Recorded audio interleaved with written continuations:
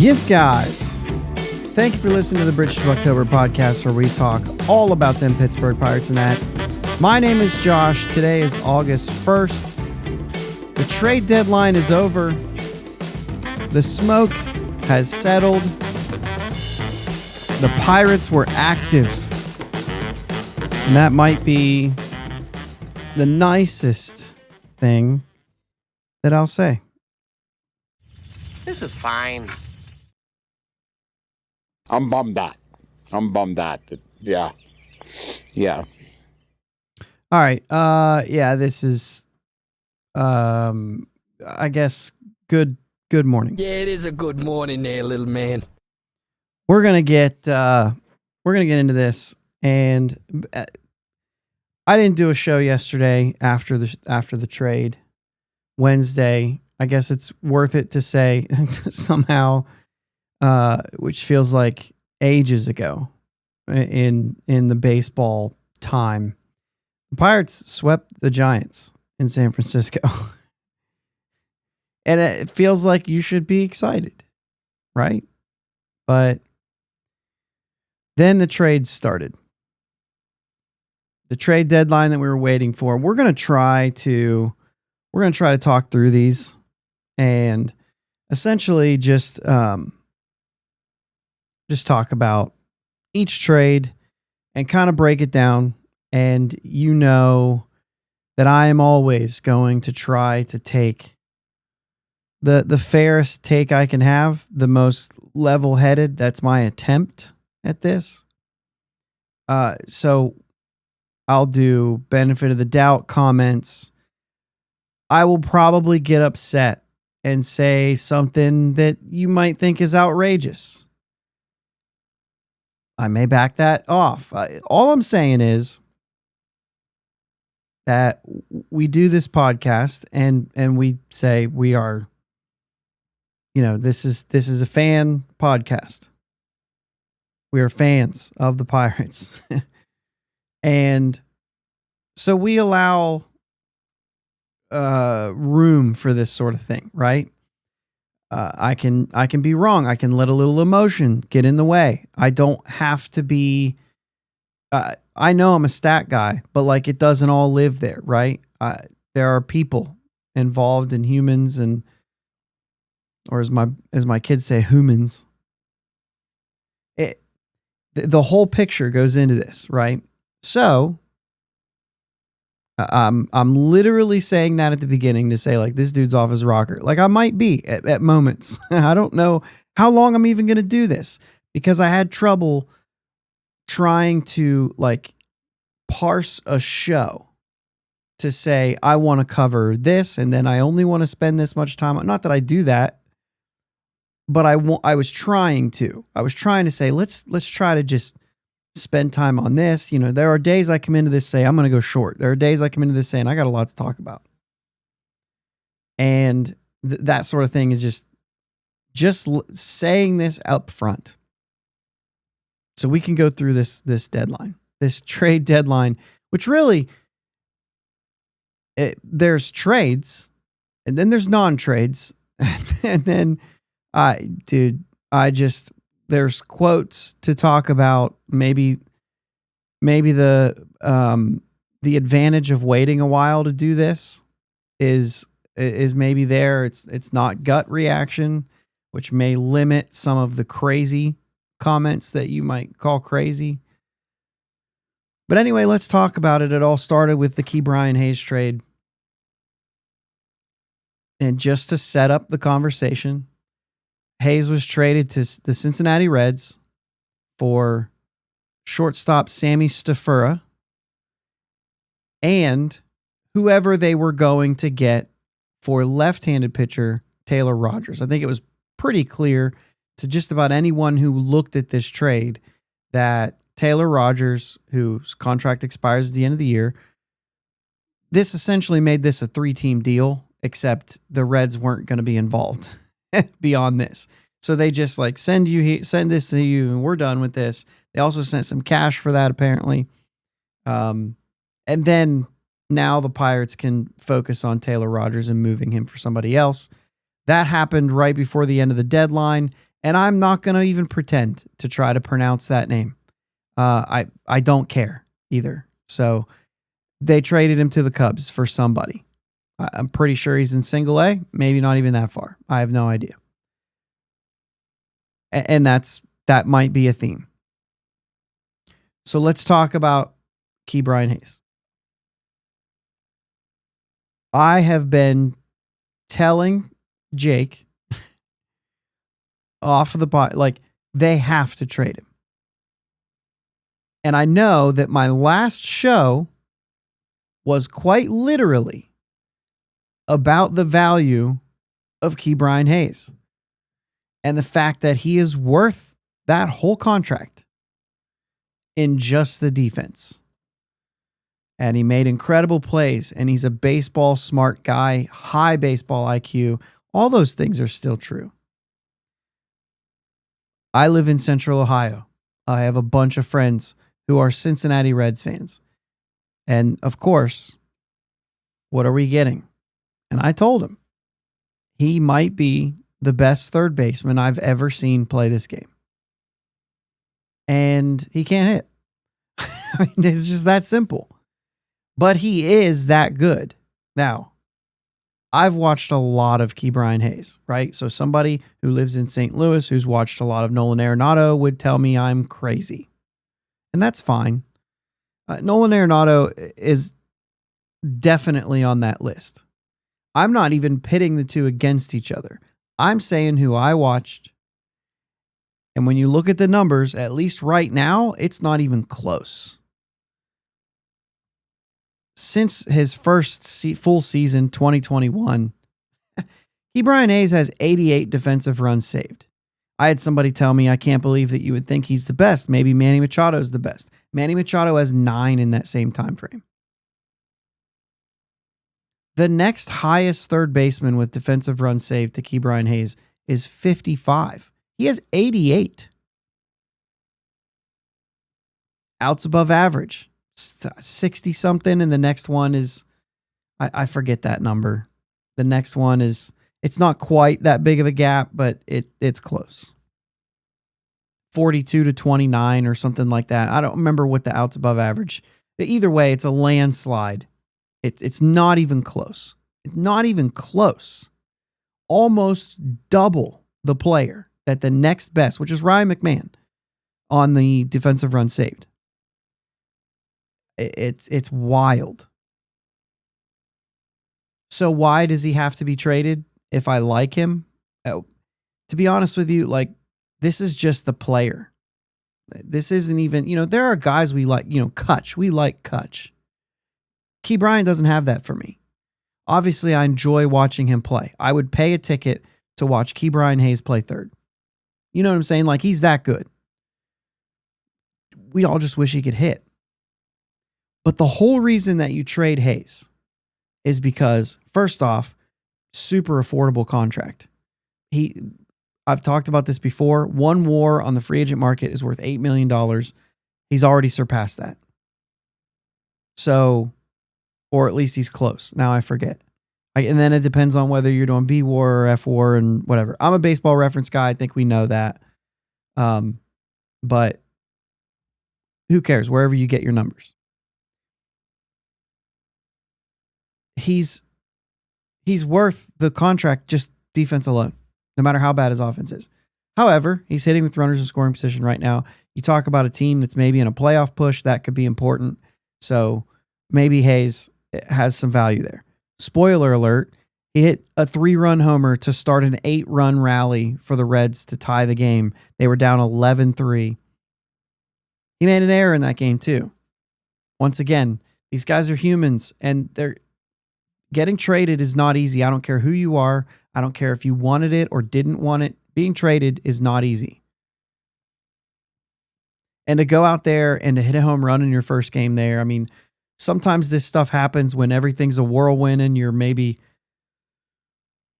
just not in the same. I don't know. I don't even know how. Either way, he's already made an offensive impact on that team, which is wild. He also made a really nice play on a slow roller to get the out at first. Originally called safe, then they reviewed it and overturned it. We know who he is. He's going to be fantastic defensively for them. and he might not hit another home run for another 45, 50 games, right? But the point is, Ke'Bryan Hayes had to be traded because the Pirates have two positions to fill. You go around the field, and Henry Davis is what he is right now. You hope you can get something from the catcher position between Bart, Davis, and Endy, and we'll talk about Flores now as part of that mix. But either way, you got Horwitz at first base. They just traded for him. That's their guy. Nick Gonzalez, I don't think anybody could argue he should be the second baseman. He's continued to improve over time. He's a good baseball player who could be an impact on a team. We don't know what's going on at short. And as long as you had Ke'Bryan Hayes on this roster, he will start third. You couldn't justify anything else. The defense is that good. If he's on this roster, he has to play. Brian Reynolds in right, Cruz in center. Kutch is probably coming back to DH. And then you got the massive hole in left field. So you've got shortstop and you've got left field. By trading Ke'Bryan Hayes, yes, you're losing some of that defense, but it gives you another position that you're able to get a major league player to improve the offense of this team. So that's why it has to happen. And I don't think that's news to anybody. I'm just level setting that I agree with the fact of trading Ke'Bryan Hayes. But when you talk about the return, you could say he's worth his contract, but there's not a lot of value for the Pirates. And this is where we're going to do some contrast with the next one, and you'll catch it then. There's not a lot of value for the Pirates to have Ke'Bryan Hayes here, but there is for the Reds or whoever's acquiring him, depending on who that is. There is value because that defense goes a long way on a team that's really good. There is value because he could offer runners in scoring position at bats that are good. There is value for another team because that contract is less than what he's worth on the field. And if there's value, then the Reds should have to pay for that value.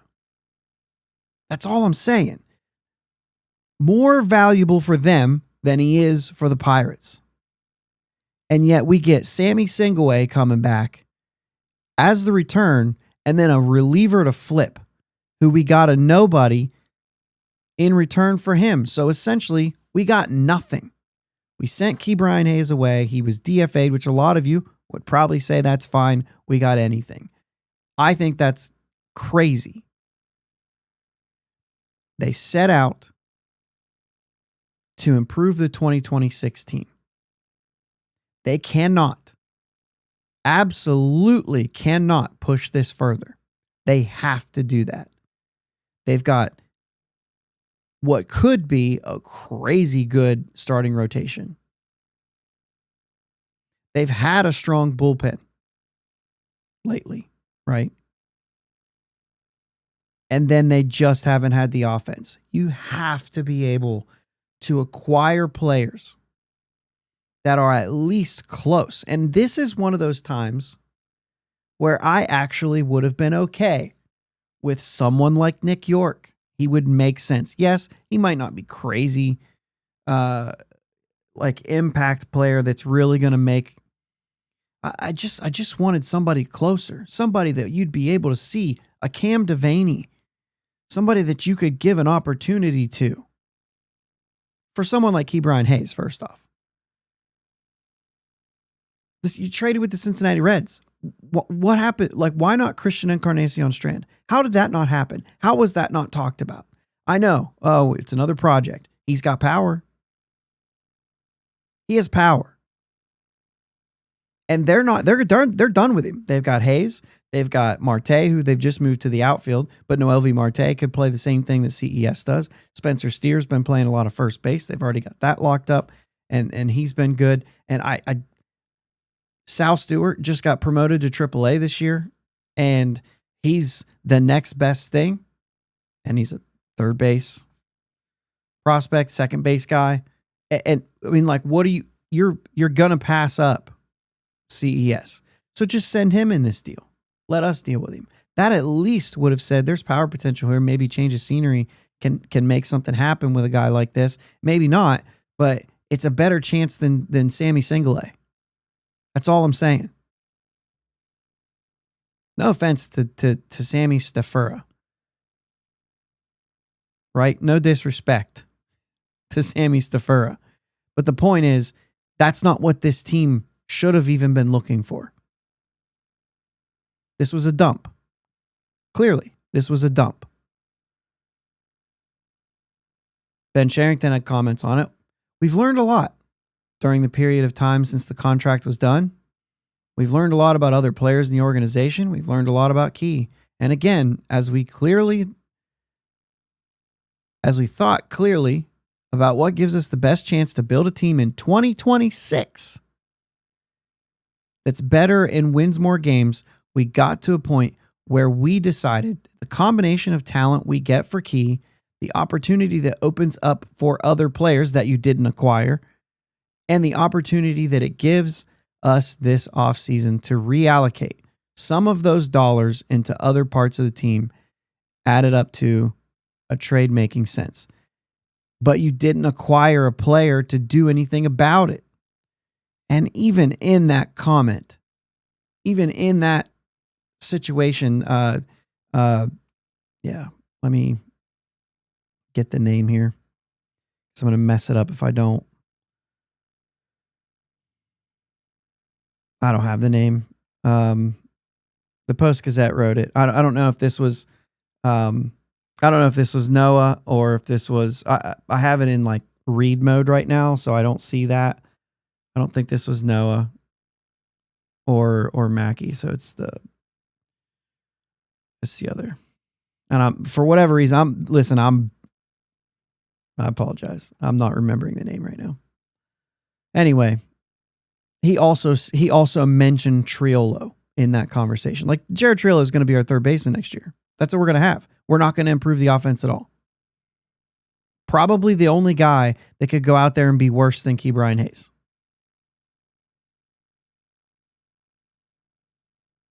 I didn't like the trade. Not because I didn't like trading away Ke'Bryan Hayes. It's not about that.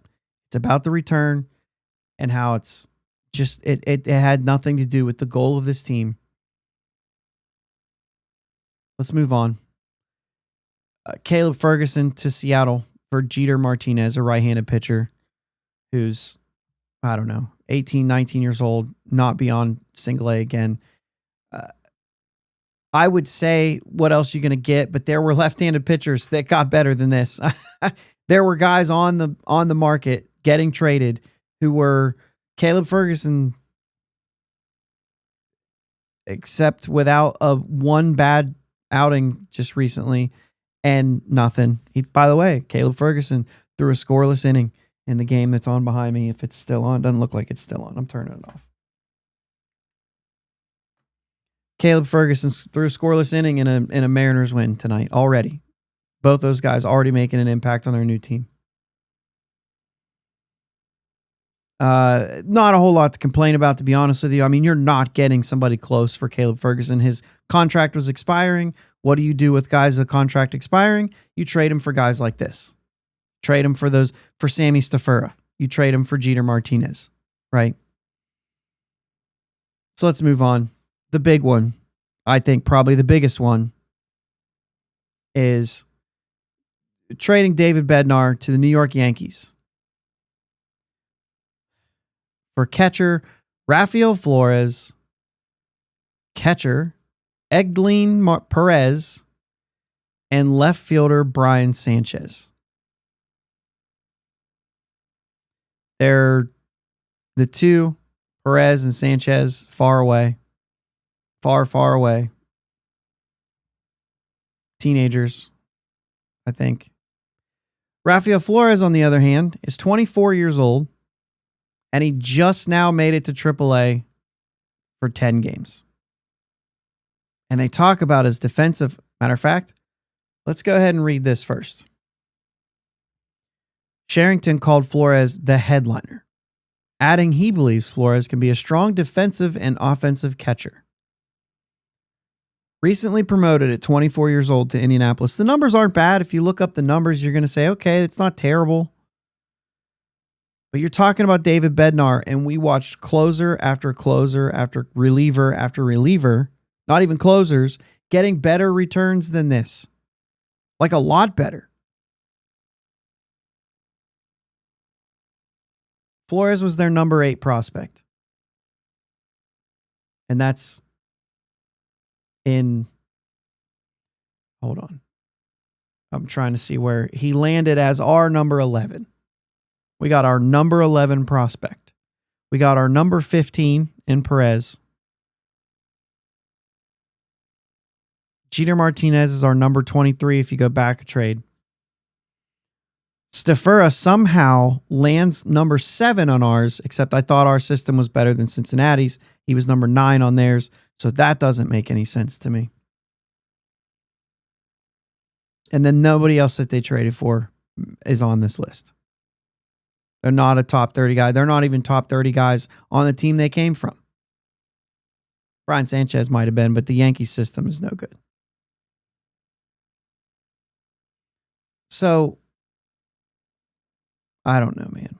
The thing is the best thing he's got going for him defensively is he's a good pitch framer. Pitch framing's going away next year.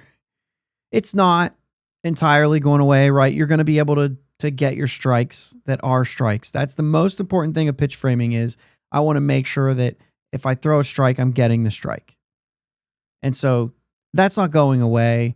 If you don't get it, you can just challenge, but they're not going to challenge everyone that's missed. They're not going to. They know they only have 2 that they can miss. So they're not going to do that. It still matters.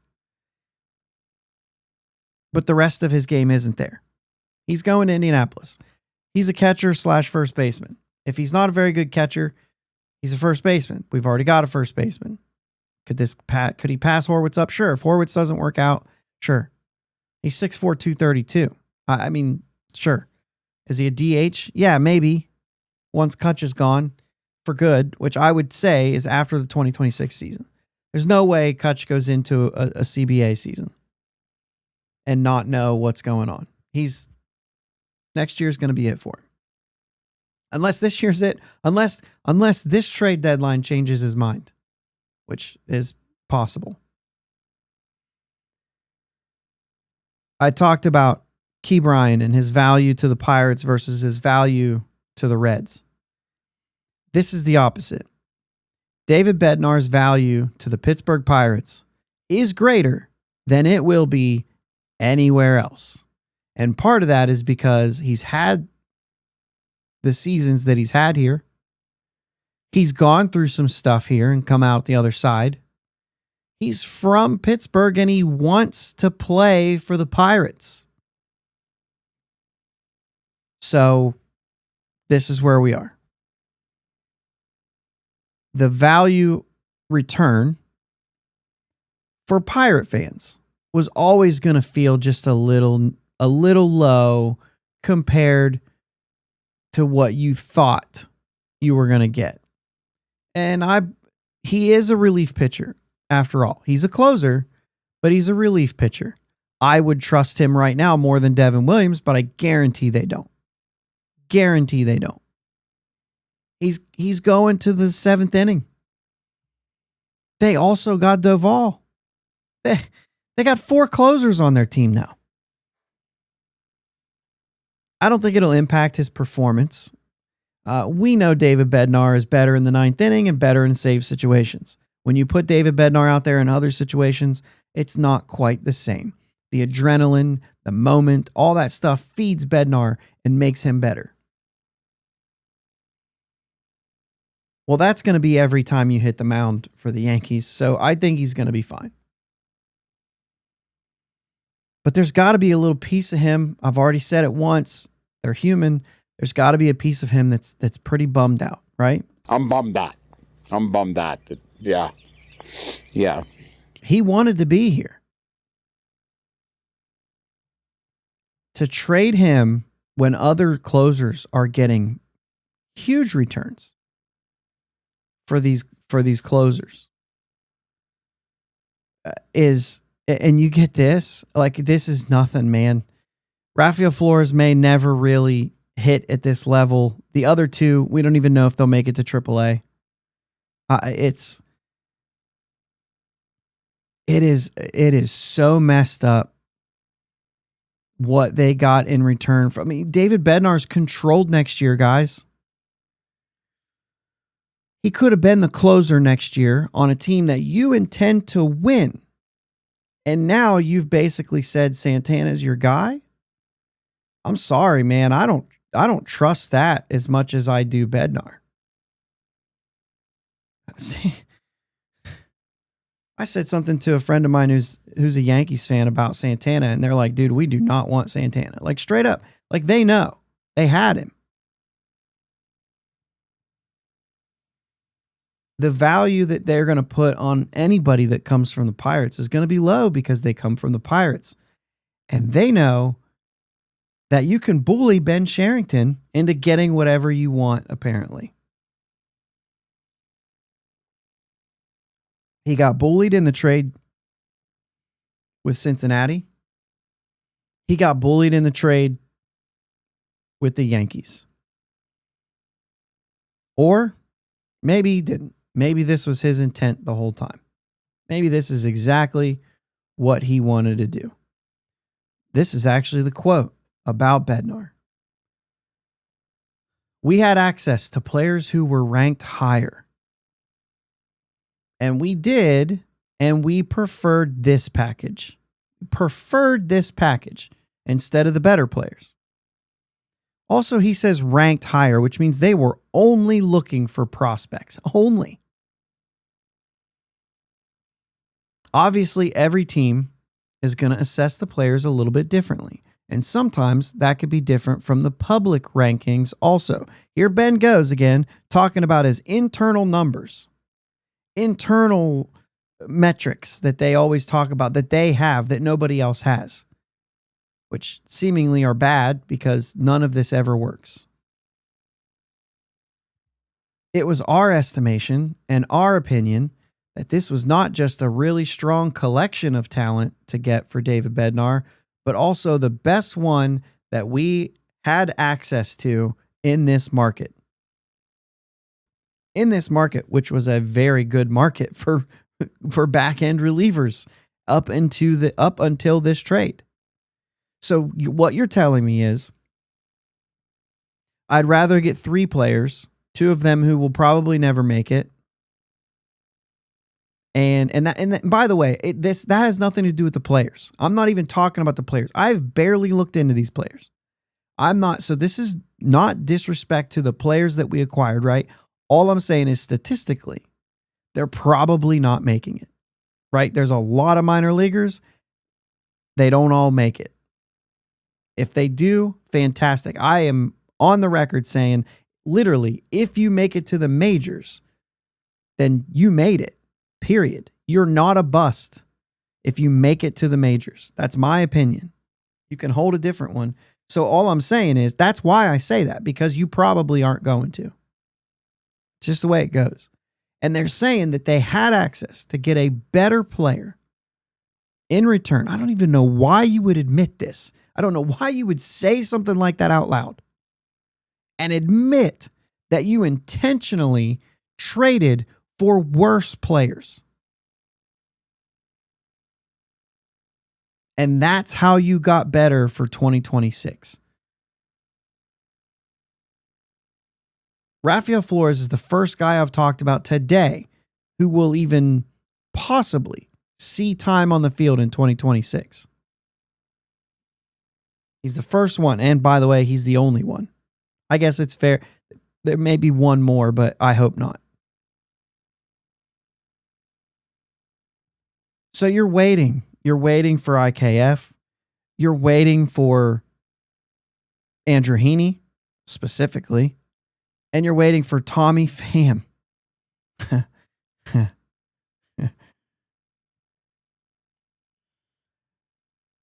And all of a sudden, it comes across that they traded Bailey Falter to the Kansas City Royals for Evan Sisk, who I think's pitched 5 innings of Major League Baseball, and Callan Moss. Guess what? They're not on this page either. Because they're not there. It's essentially minor league players. That's it. It's minor league players. I'm looking to see, now I'm going to look at the 40-man roster. Do I see him? Evan Sisk is on the 40-man roster. He's the only one of this group. I just talked about every trade. I mean, I'm still going to talk Bailey Falter, but we have one guy on the 40-man roster after all of our 2025 trade deadline. No, I'm sorry, Cam Devaney. Let's put him into this. And now what we're saying is Cam Devaney for Adam Frazier is probably the best player we acquired in July 2025. Cam Devaney for Adam Frazier, best player we got.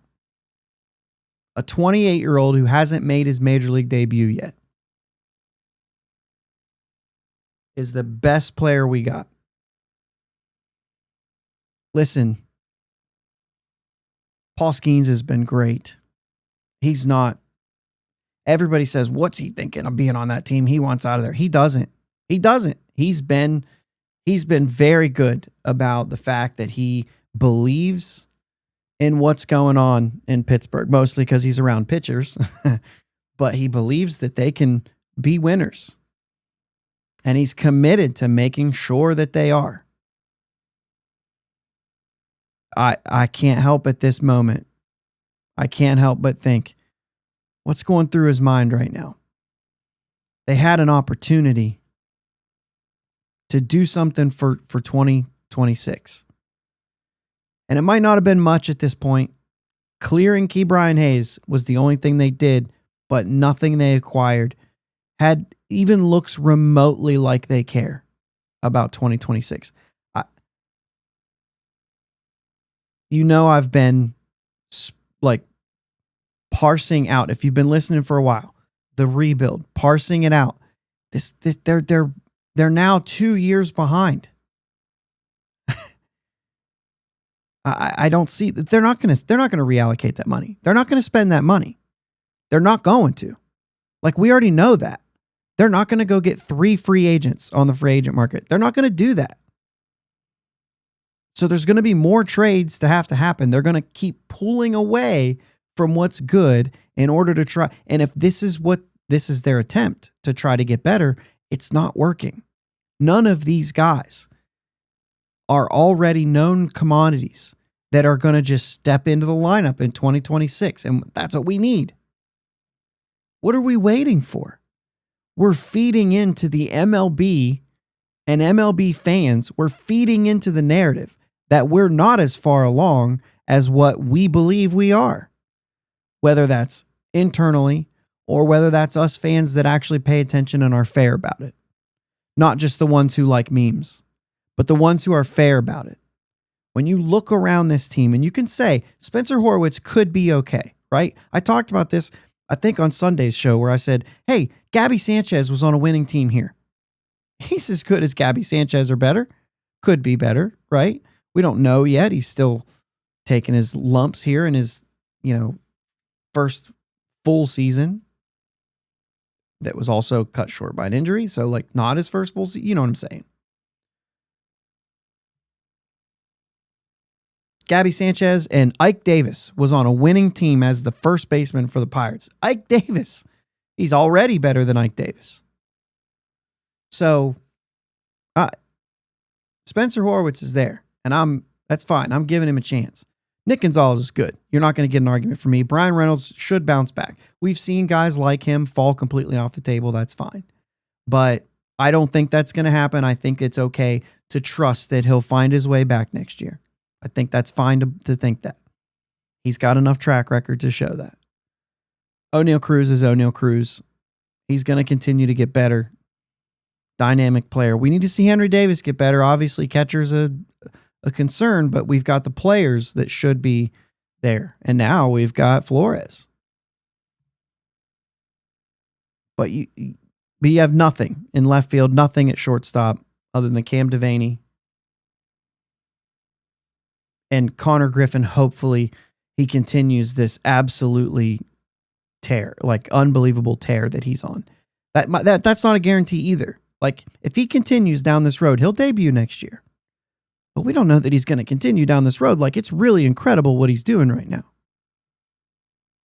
He may not be here till, oh, shoot. Yeah. 2027, which we're not going to have a season. So 2028 now. Maybe that's what this is about. Maybe they're just pushing past the CBA. Hey, let's wait and see what happens there. There's no point in going out and spending money for anybody beyond 2026 because 2027 might not even happen. So what would be the point? There is no point. Just whatever. But this team has building blocks. Unfortunately, when you're getting ready to win, you have your core. They don't really have their core. They just have guys that are like they have all the pieces. They need the core. They need the middle of the order. So this isn't the whole thing. I know this is much longer than a weekly show, but really I got 2 of them to do. So expect 45 minutes or longer. But then after all is said and done, they did not trade IKF. They did not trade Andrew Heaney. They did not trade Tommy Pham. IKF, a valuable utility man, you would think. Except there was no buzz. No one interested. So what do? You're not moving him because there's nothing there to move him for. There is kind of. You talked about opportunities. Now you have IKF on this team and you have to sit him on the bench. Or do you? Are they just going to go play third base and make sure we don't lose 100 games by not taking any risks by bringing up a guy like Nick York and seeing what he could do? Bringing up Cam Devaney and leaving Peguero up there and seeing what they can do.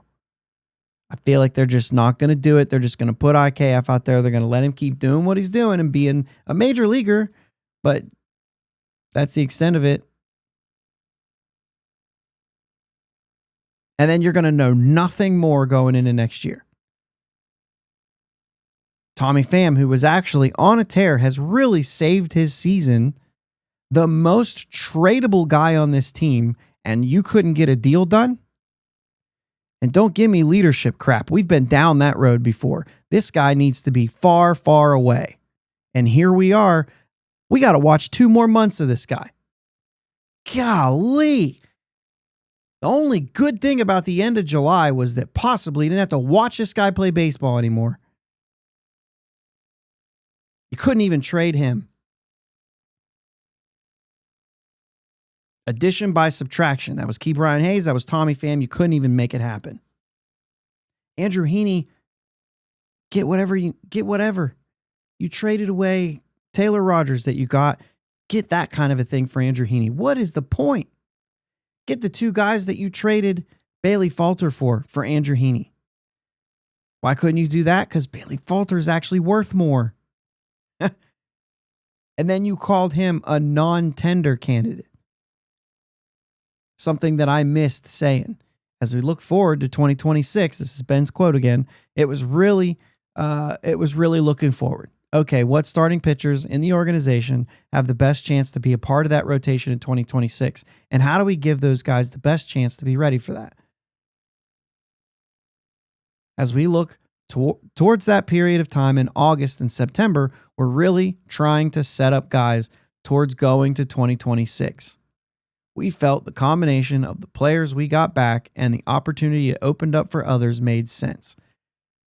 So you weren't going to even keep Bailey Falter around, which I'm fine with. I'm totally fine with the Bailey Falter trade.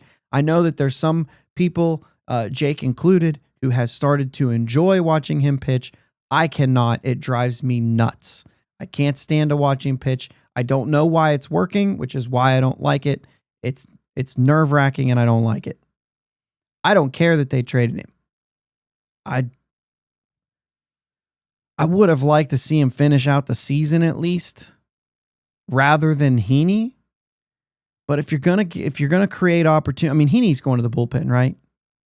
Certainly going to the bullpen because you're sitting here talking about opportunities. in August of September. Well, by trading Bailey Falter and not Andrew Heaney, you didn't provide any opportunities because Heaney was supposed to be gone and Falter was still going to be here. So the opportunities are the same. You got rid of one starter.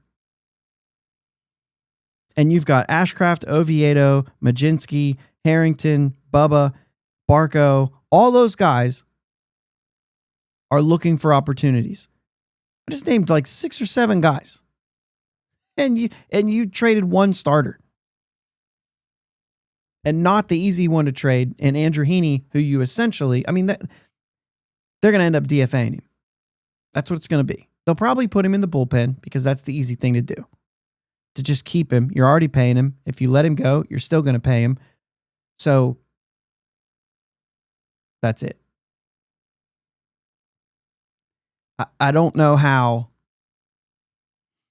you can take every aspect of a trade deadline and butcher each one of them. I haven't mentioned anything good. I guess if you want to qualify and give benefit of the doubt, you know that that's how I do things. I guess the subtraction of Hayes. That doesn't mean what he thinks it means. Shut up. That means that just getting rid of him is the only positive thing you did. But not the return, not the Taylor Rogers flip. Ferguson's not a good or a bad thing. That's just what it is. Maybe. I don't know. I mean, obviously could have been better. There were relievers going for more. But I don't know really how like Ferguson stacks up with a lot of these relievers that were getting more. So I guess you'd have to look into that. I just can't imagine how any of this makes this team better in 2026. Any of it, even creating opportunities, they're still going to be blocked by guys like IKF and FAM. I mean, just DFA both of them, let them sign with somebody else. And I think that probably a lot of teams probably assume you're already going to do that. You're getting bullied. Or there's 2 scenarios here. You're getting bullied, or you are doing this on purpose. That could be it too. What did he say about not trading IKF, FAM, and Heaney? He said, I think we probably felt less motivation to move more of our infield once we knew the Ke'Bryan Hayes trade was done. It doesn't mean there won't be opportunity for other young infielders to come up and play. We may do that. It does mean that. You just admitted that. We were just in a position to look at that on its merits. Give me a break, man.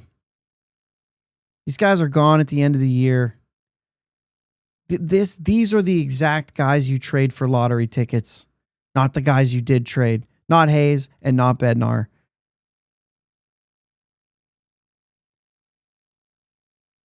Hayes gets traded for guys like you've traded for over and over again.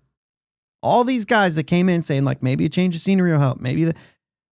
All these guys you've brought in over the years could have been that. Could have been that kind of a guy. Maybe a change of scenery will work. He's got pop. Here's Alexander Canario. He's going to be good. He hasn't been good. Change of scenery might work for him, though. So do the same thing with CES. Why weren't you banging down their door and saying, you want this guy? You're giving me a guy. How can you tell me that there were better players available and you decided to go for quantity over quality? Because that is what we do in baseball. Especially when you caught 3 position players, which you haven't been able to develop the entire time you've been here.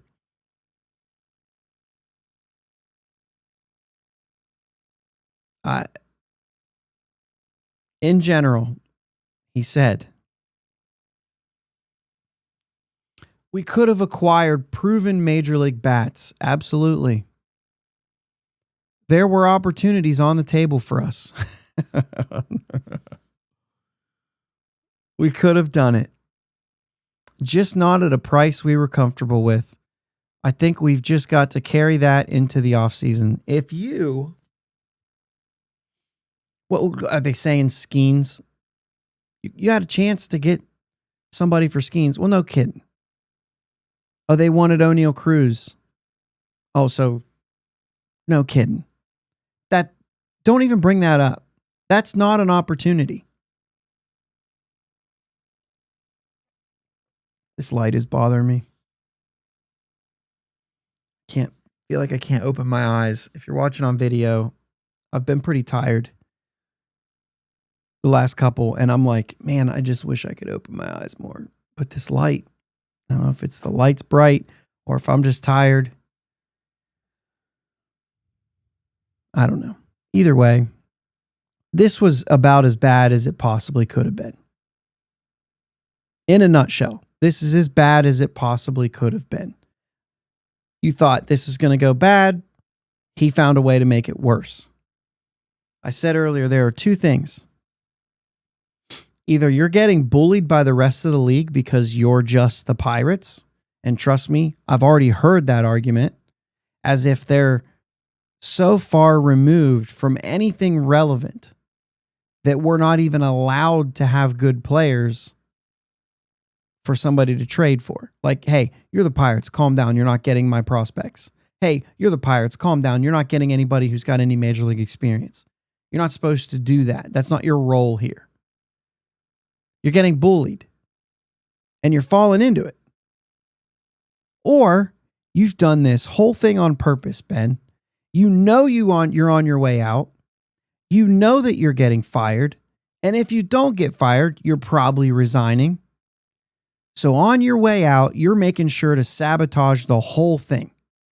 Bailey Falter was a good trade that you made. And you were like, well, they're not going to get my good trade. He's gone for nothing. And David Bednar was part of a good trade that you made when you sent Joe Musgrove to San Diego. They're not going to take that one thing that I did, those two things that I did in trades, the only two players, I don't know if it's the only two players, I'd have to think about that for a second, who've actually done anything.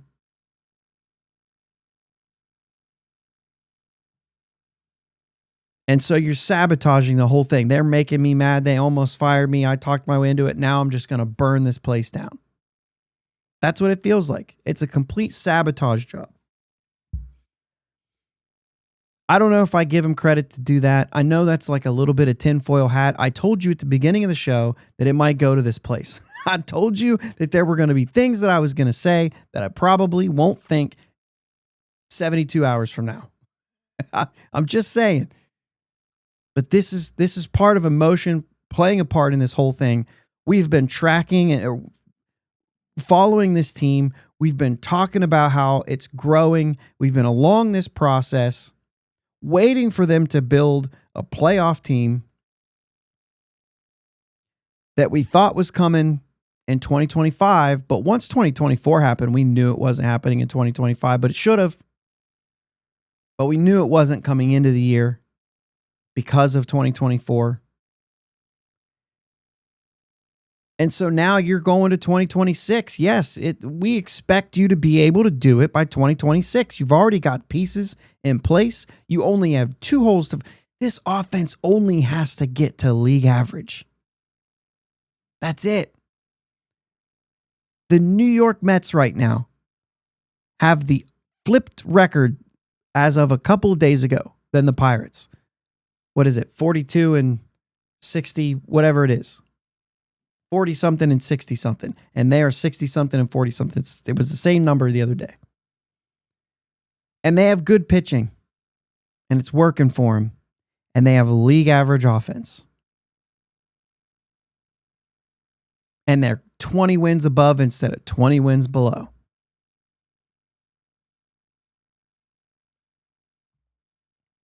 Be league average. And I'm just talking about run scoring and run prevention, by the way. Just to talk about that, like the pitching staff. I don't know their starting rotation versus all, that's not what I'm saying. I'm just saying in general, by run prevention and runs scored, that's where we're at. It just doesn't make any sense. They have every opportunity to be a better team in 2026, and they failed. He failed. Ben Cherington failed and took us 3 steps back. I don't have the best memory. So it's easy for me to say this is the worst trade deadline I've ever seen. That's easy. I don't remember all the moves from last year. I won't remember moves until they make some sort of impact and I look back at them. That's just the nature of who I am, right? I'm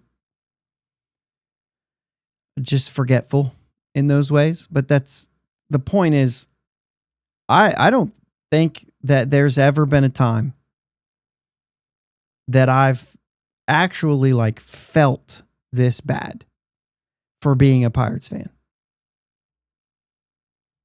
Because I love the process. Because I love baseball. And I know that even if you have a bad team, you're going to see 60 wins at least, or around for some years. But most of the time, even a bad team's going to win 60 or 70 games a summer. And if you can find some things that are fun to watch and you can enjoy each game in a vacuum, which I'm able to do, I love baseball. Every single day you have a chance to win. You're going to lose more than you're going to win. And you can analyze why you lost that game. We started doing this podcast, and now all of a sudden you got to analyze why you lost the last 9. But you also get to talk about the good things, and we'll break down games. And sometimes I like to break down games because I like the games. They're more fun than the team and talking about team things when the team's bad, right? So at this point, I think this is as bad as it gets. I think this is as bad as it's gotten, probably in my lifetime. Because they've had opportunities. And it feels like just not too long ago, they were a good team. And then that fell apart. So we had to make moves to make sure that we get back to that. And here we are. From 2020 to 2025, and we're not better. And in some ways, we might be worse. And it just doesn't make any sense. You obviously hired the wrong guy. He shouldn't have been given a 2025, but he was. And when that start happened, and I was even one to say, well, you don't fire a GM in the middle of the season. At this point, yeah, maybe they should have, because this could have been avoided. The draft was the draft, and really hasn't drafted all that bad. I just got through saying a little while ago that you probably won't make it. So when they draft these guys, I don't expect all of them, or even most of them, or even half of them to make it to the major leagues. It's not going to happen. You're going to get some guys that are late rounds. Every guy that you get who's a late round pick that makes it, one of those top picks are not going to. That's just the way it works. That's the way it's worked for years. Ever since I've been paying attention to it, that's the way it works. You're not going to get them all. You make your best decision in the moment, and you criticize that in the moment. But in the end, did you develop the guys? Did you not? Did they work? Did they not? Did they, whatever. But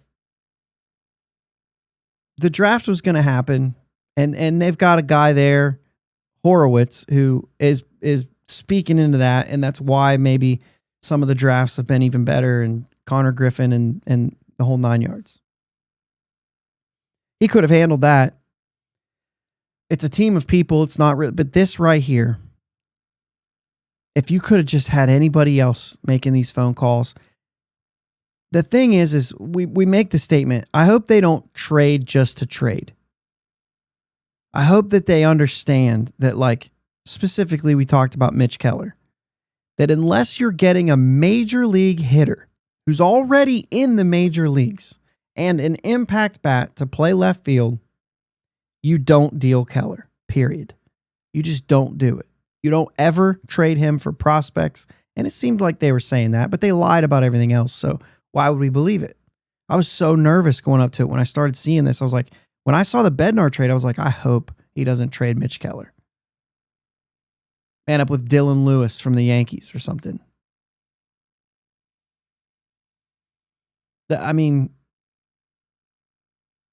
It's as bad as it could possibly be. And now he won't get traded. What's the point now? Or get fired? And what's the point? Why would he get fired now? Why would he get fired going into what? He's going to get fired right after the last game. None of this means anything for 2026. And that was the goal. That they even said, not just what I thought they should have done, but that's what they said they were going to do. That's what he said he was going to do.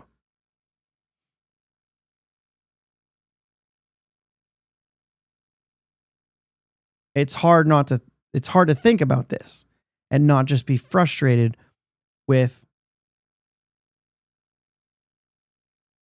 the entire process at this point.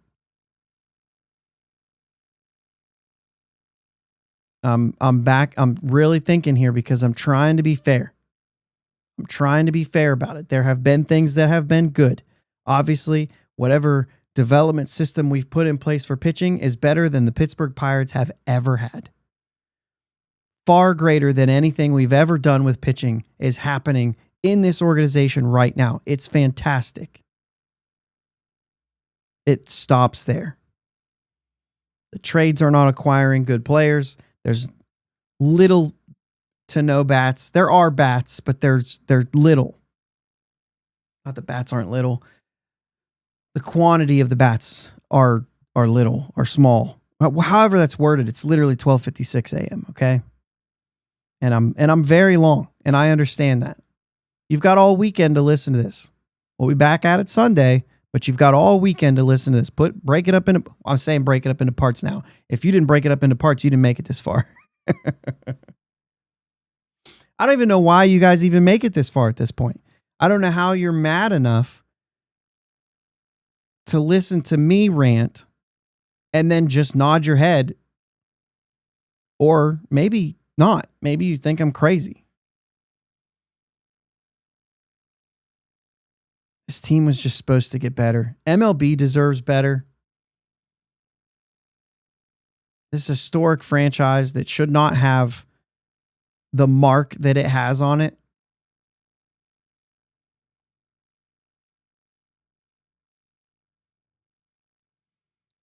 I got to probably wrap it up.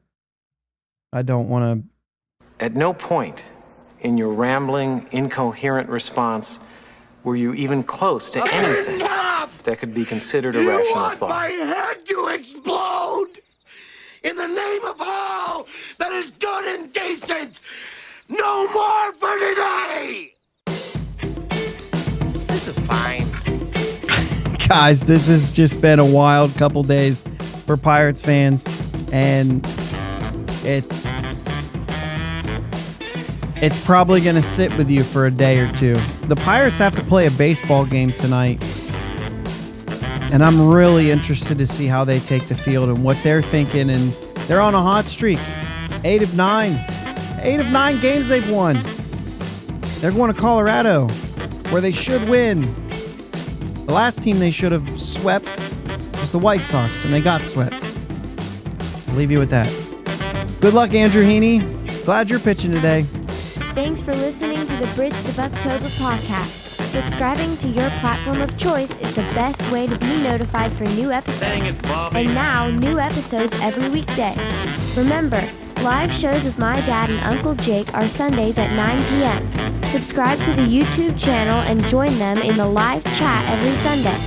Follow them on Twitter, Facebook, and Instagram at Bridge2 Buctober. Clear the deck. Cannonball coming. And just let's go Bucks. You could possibly be any dumber. You go and do something. Friday is Hawaiian Shirt Day. So, you know, if you want to, go ahead and wear a Hawaiian shirt and jeans.